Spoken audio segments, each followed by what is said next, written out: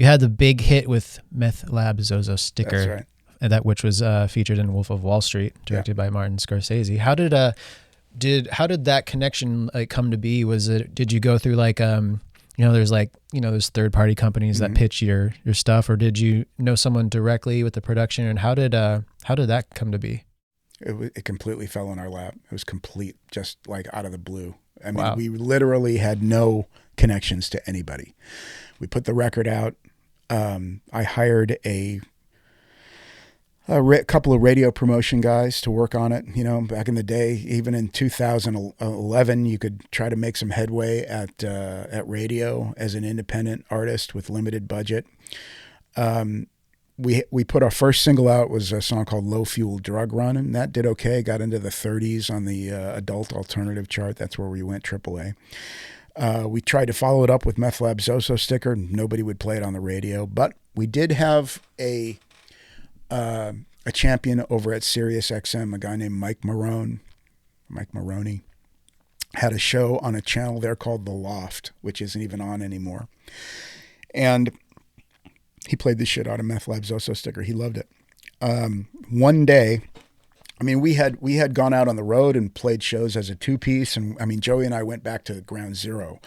You know, coming from tour buses and flying around, you know, having toured with Sting and done a lot of the Greek theater and all this stuff, we climbed into a van with the two of us in our gear and started playing barbecue joints. And I mean, we went back to the beginning and, huffing gear and barbecue joints. We literally played a barbecue joint in New Mexico. Yeah. That's perfect. Like for the brand of the music though. So that's awesome. Yeah.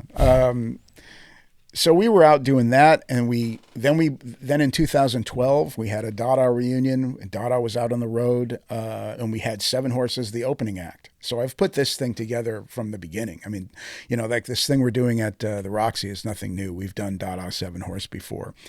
In those days, it was the two-piece 7Horse opening and Dada, coming next. A lot of people didn't even know it was us, because we looked a little different. Yeah. So anyway, we were out on the road, and in the middle of making our second record, actually, I've jumped ahead a little bit, because what happened was an email arrived from who knows where. Joey got an email, and I heard from him with it. He forwarded it to me with "Is this real?" And it was an email from an attorney claiming to represent the interests of Martin Scorsese. We'd like to clear Meth Lab Zozo Sticker for use in his new film.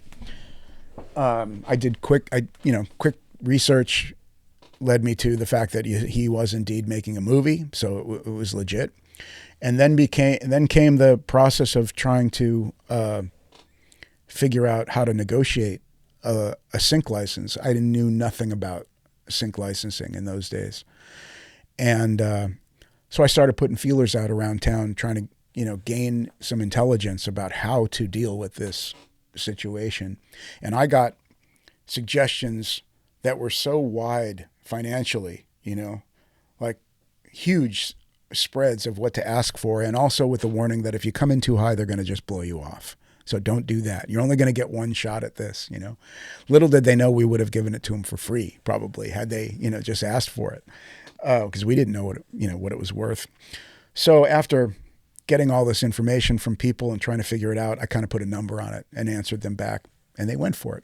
They basically wanted to clear it might have been at the time, the way directors work. He's in the middle of cutting the movie, and at the point where they asked us for it, the song was in for like 15 minutes. We want to clear 13 minutes of Meth Lab Zozo. We were like, what? We couldn't believe that. And then they basically told us, okay, and we arrived at an agreement, and they said, all right, here's how it's going to go down. He's editing the movie. If you make the final cut, you'll hear from us. If you don't, you probably won't. And we'll try to get back to you over the summer. This was in April or May, and so we had to wait it out. And every once in a while we'd check in, how's it going? And she'd be like, you're still in, And then finally we were out on the road with Dada. And on a couple of nights off from Dada, Joey and I went to Milwaukee to record. So we were in Chicago. We went to a studio we had access to in Milwaukee. We cut a couple of tracks there and wrapped our second 7Horse record there. And afterwards, we went out and had celebrated, and I got hammered in Milwaukee drinking those old fashions they have out there. And and the next morning we're flying out, and I'm so hungover. I'll never forget it. I mean, really, really bad. And I'm sitting there drinking a Coke, trying to get ready for this flight, and he gets a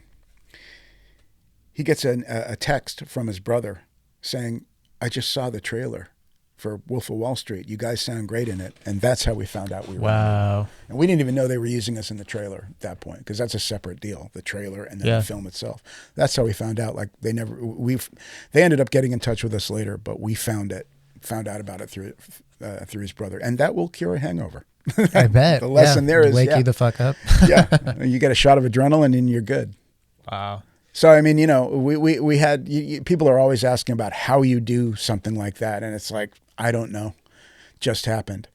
Sync licensing is still like, like when you don't really, when there's a lot to be learned and the subject is very like all over the place and not so. It's always in this, you'll see in the darkness. There's so many books on it, so many YouTube videos on how to do this or whatever. So sync licensing is like still, it's not a define this is how you do it thing. Like it's so up to chance. And there's things put in place that you can hire certain companies to pitch your stuff for X amount and blah, blah, blah. But I mean, it does seem kind of like a mystery, right? So it's like, well, how do we get our song in a major motion picture? Well, it's like, I don't know. Right? I don't know. That's I can't tell you how to do it. Yeah. I mean, I wish I could. I wish it was like so easy as like, well, do this, this, and this, and it'll happen. It's like, it's not like that. Put your music out. Make sure your music is, because, we never were able to really get to the bottom of how this happened. I was just going to ask you, like, did Martin hear it and want it, or did someone on his team hear it, or like? We never found out. Mm. How it happened, we don't know, but a lot of times I think these things will come about because, you've got the director could have heard it, Scorsese himself, it's possible. The music supervisor, a guy named Randall Poster, maybe he heard it and thought it would be perfect. Robbie Robertson was a consultant on the film for the music. He may have heard it, but quite likely there's a guy sitting at an editing bay doing cuts for Scorsese, and they need music as a temp track, and the editor sometimes finds something and drops it in. And then the director looks at it and goes, yeah, I like that. And then they keep looking to change it, but he keeps coming back to it and saying, it still works. And finally it's like, well, let's just use that.